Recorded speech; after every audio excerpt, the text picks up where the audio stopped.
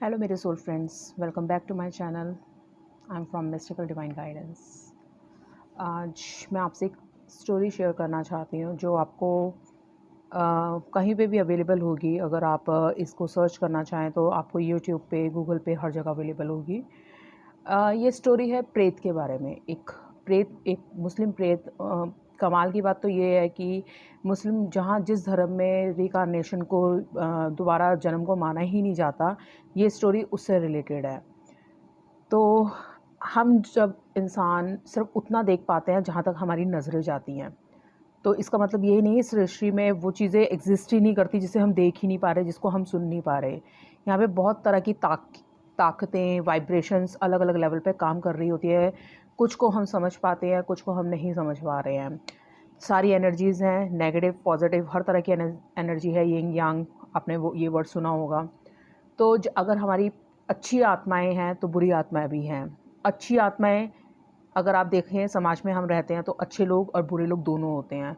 तो वो तो उनके ऊपर सिर्फ वस्त्र है, अंदर से तो वो जब देखेंगे तो आत्मा की फॉर्म में ही देखेंगे। जब वो नहीं रहेंगे, उनके वस्त्र निकल जाएंगे, तो वही आत्माएं बन जाएंगी। तो उनको हम वाइब्रेशन बोलते हैं, आत्माएं बोलते हैं, अलग अलग लेवल पे अलग अलग चीज़ें बोलते हैं। तो वो आप अपने हिसाब, मैं आप पे छोड़ती हूँ आप कैसे लेते हैं। मैं सिर्फ यहाँ पे आपको आपके विजन को थोड़ा और वाइड करने के लिए सिर्फ एक स्टोरी सुनाना चाहती हूँ। आप ये बिल्कुल आपके ऊपर, आप इसे माने चाहे ना माने। और हाँ, बिल्कुल रीचेक ज़रूर कीजिएगा। गूगल पे, यूट्यूब पे आपको हर जगह अवेलेबल होगी। ये स्टोरी में एक पीर हैं जिनका नाम है सुलेमान। बोला जाता है कि ये जेरूसलम या ईरान साइड के थे। इन्होंने बहुत ताकतों के मालिक थे। इनके अंदर बहुत चीज़ें, करामात दिखाने की हुनर थे। ये बहुत कुछ किया करते थे, लोगों की सेवा की। उनके जैसे आज के टाइम पे हम किसी पंडित या किसी ऐसे इंसान के पास जाके भविष्य पूछते हैं या कुछ दुआ लेते हैं उनसे, इस तरह मुस्लिम्स में भी है। तो वो वहाँ जाते हैं, झाड़ फूँक करवाया या कुछ काम हो जाए, ये चीज़ें। तो ये वैसी ताकतों के मालिक थे, इनके पास अलौकिक ताकतें थी। तो जब तक ये लोगों की भलाई कर रहे थे, बहुत अच्छा चल रहा था। गलत कब हुआ? जब इन्होंने उस ताकतों का गलत फ़ायदा उठाया। जब ये पीर सुलेमान पीर हैं, इनकी स्टोरी कहाँ से शुरू होती है? इनकी स्टोरी हिंदुस्तान से शुरू होती है। हिंदुस्तान में एक संत ईश्वर सिंह नाम के एक संत हुए हैं, सरदार सिख में। उनको माना गया है कि वो मैं इसी उसकी बात कर रही हूँ। 1900 कुछ में पैदा हुए थे वो। एग्जैक्ट मैं आपको डेट नहीं बता पाऊँगी। 1900 में ही उन्होंने बर्थ लिया था। तो उनकी भी एक अलग हिस्ट्री है। ईश्वर सिंह जी की, जिनको संत माना गया है और जिनको माना गया है कि वो गुरु नानक देव जी जो है, उन्हीं की जोत थी, उन्हीं की रूह थी, उन्हीं का जोत मतलब आ रही थी चलती हुई वहाँ से।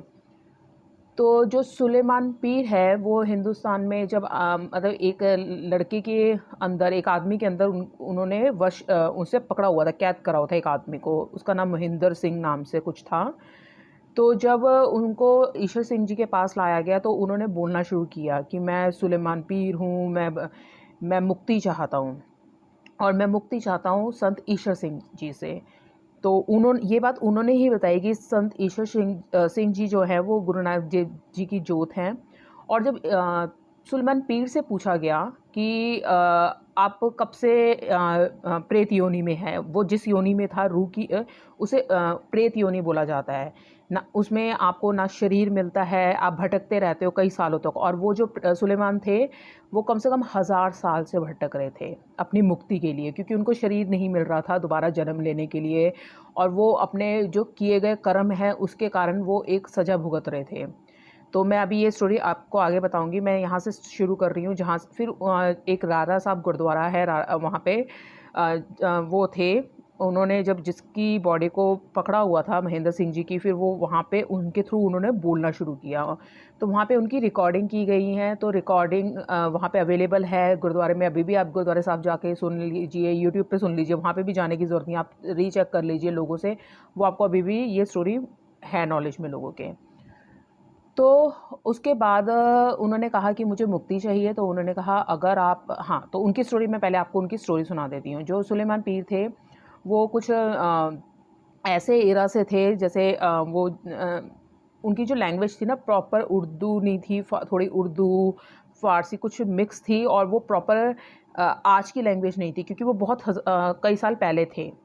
तो जब वो बोलना उन्होंने शुरू किया अपनी लैंग्वेज में, ईरान वहाँ की साइड की लैंग्वेज में, तो चीज़ें क्लियर होती गईं कि वो क्या बताना चाह रहे हैं। उन्होंने बोला कि वो एक पीर हुआ करते थे और वो बहुत अच्छे थे, मतलब उनकी मदद कर रहे थे लोगों की। पर एक बार क्या हुआ कि किसी ने ये बात उन्होंने तब नहीं बताई, बाद में पता चली है, ये फैक्ट आया है कि उनकी एक पुत्री थी, एक बेटी थी, उनके साथ किसी ने कुछ दुष्कर्म किया।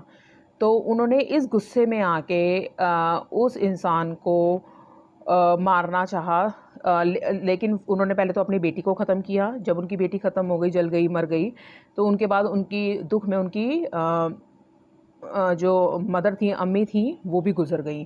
तो जो पीर सुलेमान थे, उनकी वाइफ़ और बेटी दोनों गुज़र गए, और वो बहुत गुस्से में, क्रोध में रहते थे। हालाँकि एक पीर का माना जाता है कि पीर इस लेवल पे आ जाते हैं कि उनको द्वेष, गुस्सा नहीं रहता है किसी के लिए, पर उन्होंने अपनी बेटी के प्यार में, मोह में, ठीक उसके साथ बहुत गलत हुआ था, वो बात ठीक है कि उसके साथ गलत हुआ, लेकिन उन्होंने उसको इतना ज़्यादा गुस्सा या वैर विरोध में वो ले आए कि वो थोड़ा अगेंस्ट चले गए। तो उन्होंने काफ़ी चीज़ें उसके कारण ख़राब हो गई। उनकी बेटी की जान गई, उनकी वाइफ़ की जान गई। फिर उन्होंने उस इंसान को ढूँढना शुरू किया मारने के लिए। और फिर वो पहले जहाँ वो अच्छे इंसान होते थे, तो उन्होंने लोगों से पैसे लेना शुरू कर दिया और गलत काम करने शुरू कर दिए। पहले जहाँ वो लोगों की अच्छाई के लिए काम करते थे, अब वही पीर लोगों का बुरा काम करते थे। जैसे किसी को अपने वश में कर लेना, जैसे आजकल कुछ ऐसी प्रैक्टिसेस करते हैं, आपने ऐड भी सुनी होगी, प्यार को वश में कीजिए, ये सब चीज़ें, इस तरह की एक्टिविटीज़ में वो चले गए, बहुत नेगेटिव एक्टिविटीज़ में। तो हर चीज़ का फल तो ज़रूर मिलता है, अच्छे का भी मिलता है, बुरे का भी मिलता है। बुरा उस वक़्त हो भी जाएगा, चलो मान भी लिया, पर फल तो मिलेगा ही, कॉज़ एंड इफ़ेक्ट तो चलता है। तो जब वो पूरे हुए, तो उसके बाद उनको प्रेत योनि में गए, फिर उनको सज़ा के तौर पे बोला गया, आप 1000 साल तक जन्म नहीं ले सकते, आपको वो सब चीज़ें भुगतनी पड़ेंगी। उसके बाद वो उन्होंने ये भी बताया कि मैं गुरु नानक टाइम से हूँ, मैंने ये टाइम देखा, बुद्धा का टाइम देखा, मैंने गुरु नानक का टाइम देखा, मैंने मतलब उन्होंने पूरी स्टोरी बताई कि क्या-क्या चेंजेस हुए हैं, वो सारी चीज़ें देख रहे थे। उन्होंने अपने एक्सपीरियंस शेयर किए उस रिकॉर्डिंग में। उन्होंने बोला कि जब मक्का मदीना गुरु नानक साहब गए थे, वो तब भी वहाँ पे थे, तो लोगों ने पूछा कि आपने उनसे मुक्ति क्यों नहीं मांगी? कहते मेरी मुक्ति उनके हाथों से होनी ही नहीं थी। जैसे मुर्शद बोलते हैं वो, उर्दू भाषा में मुर्शद, जिसको अगर हम हिंदी या अपनी लैंग्वेज में बात करें, कॉमन लैंग्वेज में जो आजकल हम लोग ईज़िली समझ पाते हैं, स्पिरिचुअल गाइड, स्पिरिचुअल गुरु, इस तरह के एक मुर्शद नाम से भी इनको बोला जाता है।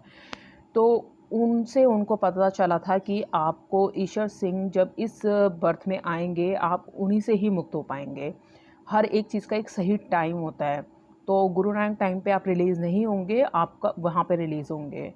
तो वो गुरु नानक साहब को देख भी पा रहे थे, और उन्होंने बहुत अच्छी बातें बताई। ये रिकॉर्डिंग वैसे इसीलिए की गई थी ताकि लोगों को पता चले क्या सच है, क्या क्या होता है, क्या-क्या नहीं होता। कुछ लोग इस पे विश्वास करें चाहे ना करें, लेकिन इससे एक लेसन ज़रूर सीखें। लेसन क्या रहेगा उनके लिए कि वो इतने बड़े ताकतों के मालिक होते हुए, वो भी एक अपने जब मरते वक़्त उनके अंदर गुस्सा, द्वेष था, और जो उन्होंने गलत कर्म किए थे, उससे वो मुक्ति नहीं पा पाए। तो आप या मैं तो क्या ही मुक्ति पाएँगे, जिनके पास वो उस लेवल पे ताकतें भी नहीं हैं।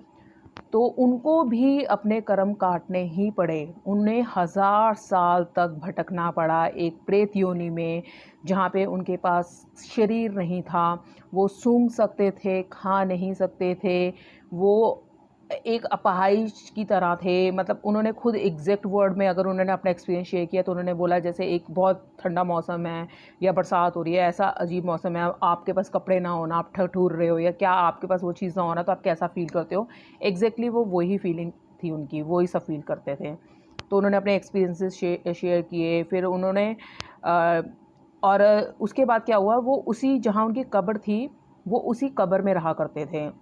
जब वो उसके बाद वो उन्होंने उस लड़के को, महेंद्र सिंह जो थे, वो उनके अंदर कैसे गए, वो कब्र के पास जाके उस लड़के ने यूरिन पास कर दिया था। कभी कहा जाता है कि ऐसी जगहों पे ये सब चीज़ें नहीं की जाती। तो फिर वो जब वो उसे मारना चाहते थे, जो पीर साहब है जो अपनी बेटी के गुनहगार को मारना चाहते थे, तो तब उन्हें ऊपर आदेश आया था कि वो उसे ख़त्म नहीं कर सकते, पर हाँ उसे तंग कर सकते हैं, आप किसी को मार नहीं सकते, ये बात भी उनको बोली गई थी।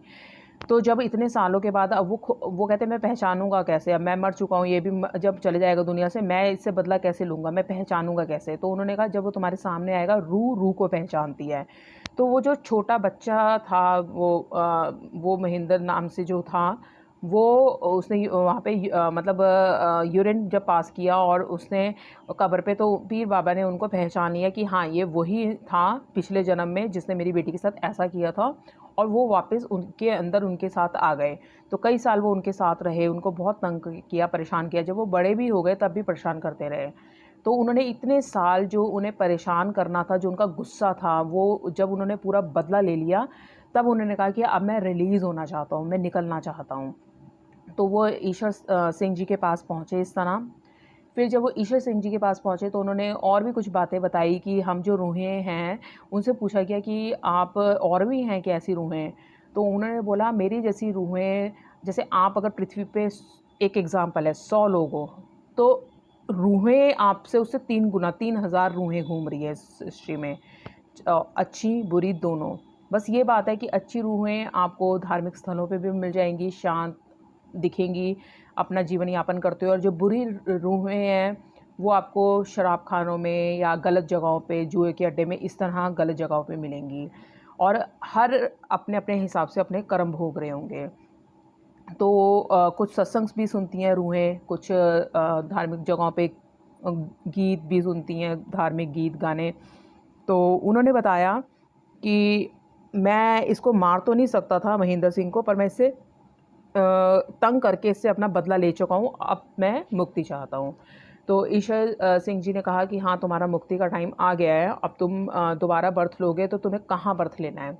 तो उनको जैसे मैंने आपसे डिस्कस भी किया हो पहले वीडियोस में कि हम अपना जन्म खुद चुनते हैं, मतलब हमारे पास कुछ ऑप्शंस दे दी जाती है कि इस घर में जाना है या इस घर में जाना है। ये नहीं कि आप कोई भी घर डिसाइड कर लेंगे, अंबानी का घर या टाटा बिरला का घर, ये मैंने लास्ट टाइम भी बोला था आपको। आपको आपके कर्मों के हिसाब से कुछ ऑप्शंस दी जाती है, आपको उसमें से चूज़ करना होता है द बेस्ट जो आपको लगता है। आपको लगता है कि यहाँ पे मेरी लर्निंग है। तो उनको एक बहुत अमीर घर दिया गया था, तो लेकिन उन्होंने मना कर दिया कि मैं इस अमीर घर में नहीं होऊंगा, ताकि मैं उस चीज़ को वैसे जस्टिफाई नहीं कर पाऊंगा, क्योंकि मुझे अब इस जन्म में रहते हुए मुक्ति की ओर बढ़ना है, अच्छे कर्म की ओर बढ़ना है। तो मैं ऐसे घर में पैदा होना चाहता हूँ जहाँ पे मैं मटेरियलिस्टिक ना हूँ। तो उन्होंने एक गर्भ चुना। तो वो जो लेडीज़ के थ्रू पैदा होना चाहते थे, तो वो उन्हें बोला गया कि आपके लिए गर्भ तैयार है, कोख तैयार है, आप उसमें प्रवेश कर लीजिए।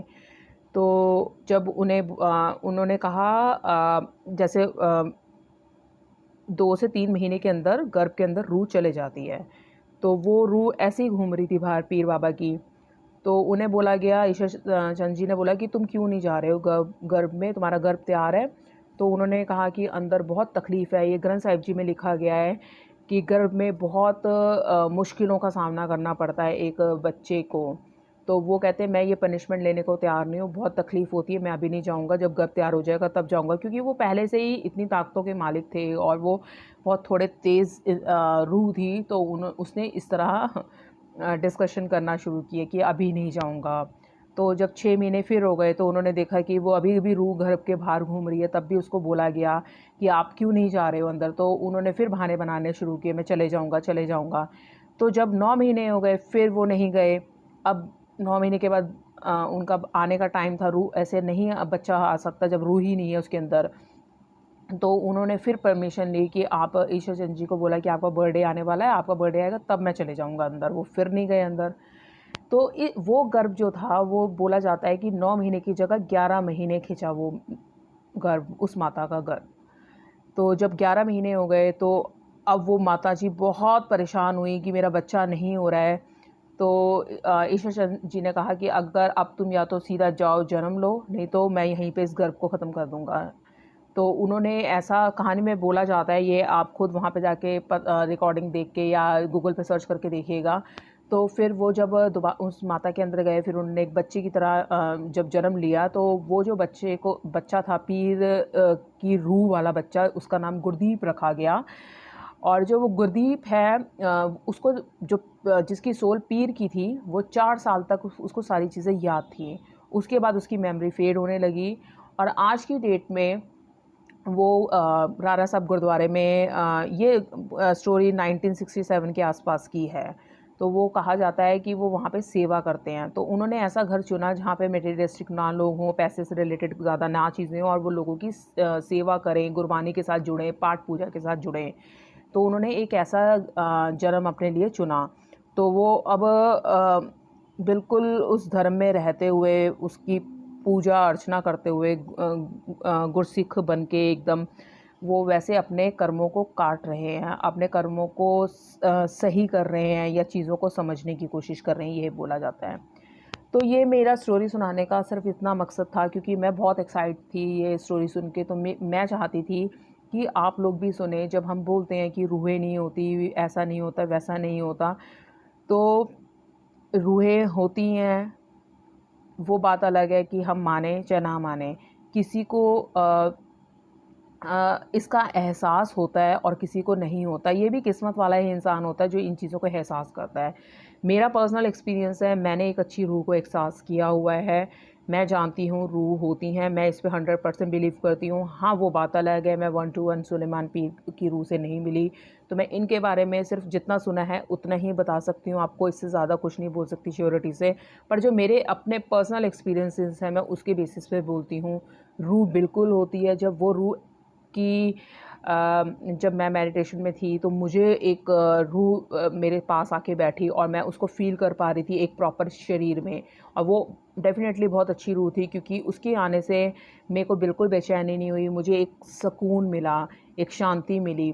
ऐसी रूहें एक मस्कीन संत मस्कीन हैं सिख रिलीजन में एक और, जो अब इस दुनिया में नहीं है। उनको मैं पहले बहुत सुना करती थी।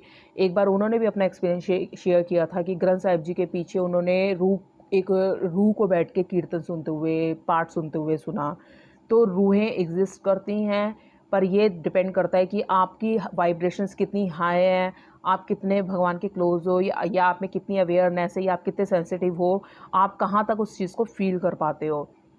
क्योंकि बहुत सारे लोग तो ज़रूर ज़िंदा ज़रूर हैं, बॉडी ज़रूर है, पर वो लाशें ही समझी जाएँगी। ना उनके पास उस लेवल की सोच है, ना उस लेवल की समझ है। तो ये समझना थोड़ा उन लोगों के लिए मुश्किल है। तो मैं किसी को फ़ोर्स ना नहीं करना चाहती, पर हाँ, अगर किसी को इस चीज़ में इंटरेस्ट है, तो ज़रूर सर्च करें। गूगल पे हर चीज़ अवेलेबल है, यूट्यूब पे भी है, और इसकी रिकॉर्डिंग आपको गुरुद्वारे में भी है। तो ये चीज़ें, और ये रूह अकेली सुलेमान रूह के साथ ऐसा नहीं है, ऐसी दुनिया में बहुत सारी रूहें हैं जिन्होंने अपनी स्टोरीज़ बताई हैं। बहुत सारे लोग मर के वापस आए हैं। अनीता मुरजानी नाम से एक लेडी थी जिनको कैंसर था, वो मर गई, दुनिया से चले गई थी, उनकी सोल जा चुकी थी, और डॉक्टर ने डेथ डिक्लेयर कर रहे थे फॉर्म पे, और उस टाइम उनकी रूह वापस उनकी बॉडी में आई। पूरी चीज़ें वाइब्रेट हुई, पूरे मशीन वगैरह काम करने लगी, और उन्होंने वापस आके बताया कि वो ऊपर गई थी, वहाँ पे उनके साथ क्या बात हुई, किस प्लान पे उन्होंने, क्या फिर दोबारा क्यों आई। उन्होंने पूरी अपनी स्टोरी बताई है, उनके नाम की बुक्स हैं मार्केट में। तो ये एक नहीं, ये हज़ारों एक्सपीरियंस हैं, और ये आपके ऊपर है कि आप इसको कैसे लेते हैं। और वैसे भी हम जिस एनर्जी को बहुत ज़्यादा चार्ज कर देते हैं या बोलते, तो वो एक्सपीरियंसेस भी हमें होने लगते हैं। नेगेटिव एनर्जी भी है तो पॉजिटिव एनर्जी भी है, दोनों इक्वालिटी में है, दोनों बैलेंस्ड में है, तभी ये सृष्टि चल रही है। अगर सारे ही लोग बुरे होते या सारे ही लोग अच्छे होते, तो दुनिया का एक अलग ही मतलब होता। तो ये अच्छी स्टोरी थी, आपसे डिस्कस करना चाहती थी, सो मैंने की। आई होप कि आपको भी सुलेमान पीर की स्टोरी अच्छी लगी होगी। लेकिन ये स्टोरीज सुनाने का ये मतलब भी होता है कि कुछ लोग गलती करते हैं, हम भी उन्हीं में से हैं। ऑफ कोर्स अगर हम इस पृथ्वी पे हैं, तो हमने भी बहुत सारी गलतियां की होंगी, तभी हम इस योनि में हैं, वरना हम मोक्ष पा चुके होते। तो ये स्टोरी सुनाने का हो सकता है सुलेमान पीर जी ने जो ये स्टोरी सुनाई है उनके पीछे भी उनका यही मतलब हो कि वो लोगों को बताना चाहते हो जो इतने साल उन्होंने 1000 साल किसी योनि में रहना आसान नहीं होता। अगर वो 1000 साल तक एक प्रेत योनि में रहे हैं तो उन्होंने कितने कष्ट और दुख भोगे होंगे। उनकी खुराक के बारे में भी उन्होंने डिस्कस किया था, मैं वो अभी आपसे करती हूँ उसके बारे में डिस्कस। तो मैं सिर्फ आपको यही बताना चाहती हूँ कि अगर हम किसी की, कहते हैं ना, अपनी गलतियों से सीखना ठीक बात है, पर दूसरों की गलतियों से सीखना और भी अच्छा है। अगर हम उनकी गलती ही कहेंगे तभी वो ये दुख भोगा उन्होंने, उनकी गलतियों से भी सीख जाते हैं तो हमारी ज़िंदगी जीना थोड़ा और आसान हो जाएगी और हम ब्लेस्ड हैं कि हमें ये चीज़ें सुनने को मिली। तो आप सब लोग ब्लेस्ड हैं, कॉन्ग्रेचुलेशन कि आपको आज ये स्टोरी सुनने को मिली। तो अगर आपने ये सुनी है, अगर आपका इंटरेस्ट होगा तो आप सर्च करेंगे और आप अपनी लाइफ में थोड़ा चेंज लेके आएंगे पॉजिटिव सेंस में। हाँ, सुलेमान पीर जी को पूछा गया कि आपकी खुराक क्या है आप लोगों की जो प्रेत योनि में रहते हैं।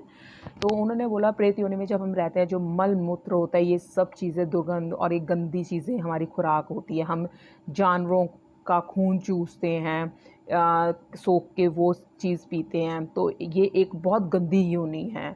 तो उन्होंने इसके बारे में भी डिस्कस किया है, तो मैं इसके बारे में ज़्यादा नहीं बोल पाऊँगी। जो मिला होता है वही अच्छे से बता पाता है। मैंने जितना पढ़ा, जितना सुना, उसके बेसिस पे मैंने आपसे ये चीज़ डिस्कस की। और उन्होंने एक पर्टिकुलर अगर लैंग्वेज में बोला जाए, उन्होंने ये भी बोला कि अ, अ, किसी की स्किन पे जैसे चिपक के उसको सक करना होता है, वो उस तरह सक करके उससे वो लेते हैं, तभी वो जो बुरी चीज़ें होती हैं वो मांस से अट्रैक्ट होती है। तभी कहा जाता है नॉन वेज वगैरह ना लो या मदिरापान ना करो, तो वो गंदी स्मेल, गंदी चीज़ों की तरफ ज़्यादा अट्रैक्ट होती है, ऐसा बोला जाता है। आई विश कि मैं जो कन्वे करना चाह रही थी आप लोगों को कन्वे हुआ। तो मुझे ये स्टोरी बहुत पसंद आई, पर्सनली आपसे शेयर की और आपने टाइम दिया, सुना इसे, उसके लिए थैंक यू वेरी मच। और इसके साथ जब मैं वीडियो ऑफ करने जा रही हूँ तो इसके साथ मैं एक चीज़ और ऐड ऑन करना चाहूँगी, बहुत छोटी सी चीज़, कि हम लोग सोचेंगे कि पीर बाबा इतने वो होते हुए उनको इतना तपस्या मिली क्योंकि उन्होंने छोटा सा गलत काम किया तो इतनी बड़ी सज़ा भी मिली। एक चीज़ हमेशा ध्यान रखिएगा, जब हम एक अच्छे लेवल पे होते हैं, एक अच्छी सोच, एक अच्छी समझ के मालिक होते हैं, तो हमारी पनिशमेंट भी उतनी ही बड़ी होती है। क्योंकि अज्ञानी से ज्ञान की उम्मीद नहीं की जा सकती, पर ज्ञानी से अज्ञानी होना एक्सेप्टेंस में नहीं आया है। अगर एक वकील सारे, हमारी लैंग्वेज में, अगर एक वकील सारे लॉ सेक्शन जानता हुआ कुछ गलत काम करता है तो उसके लिए पनिशमेंट हमेशा ज़्यादा होगी रेदर देन एक अनपढ़, एक गंवार आदमी, उस लेवल की नॉलेज ना रखने वाला आदमी, उसको पनिशमेंट उससे कम होगी क्योंकि वो चीज़ उसने थोड़ी समझ सकते हैं कि गलती में आके कर दी। पर सब कुछ जानते हुए किसी इंसान ने अगर कोई चीज़ की है तो उसे गलती की श्रेणी में नहीं रखा जाता। तो आप ध्यान रखिएगा कि आप किस लेवल पे हैं, कौन से स्तर पे हैं और आप किस तरह की गलती कर रहे हैं, तो उसकी माफ़ी आपको माफ़ी तो वैसे किसी चीज़ की नहीं मिलती। हाँ, थोड़ी रिबेट मिल जाती है कि आपको कुछ परसेंट पनिशमेंट थोड़ी-सी कम हो जाती है क्योंकि आपने अज्ञानतावश कर दी। पर अगर आपने जानते हुए कोई गलती की, उसकी सज़ा उससे ज़्यादा होगी, हमेशा याद रखिएगा। और इस प्यार के साथ, इस विश के साथ और हीलिंग्स के साथ कि मेरे आस-पास जितने भी लोग हैं मेरे को सुनने वाले, वो सब खुश रहें, उनकी जो सोल है वो हमेशा ऊपर की तरफ जाए, वो नीचे की तरफ ना आए। अगर उनको एक मनुष्य जन्म मिला है तो वो हमेशा तरक्की करे, क्योंकि अगर वो तरक्की नहीं करती तो वो वापस नीचे असुर योनि में, पशु योनि में चल जाती है। तो आप हमेशा तरक्की कीजिए, आप तरक्की करते हुए मोक्ष तक जाएँ।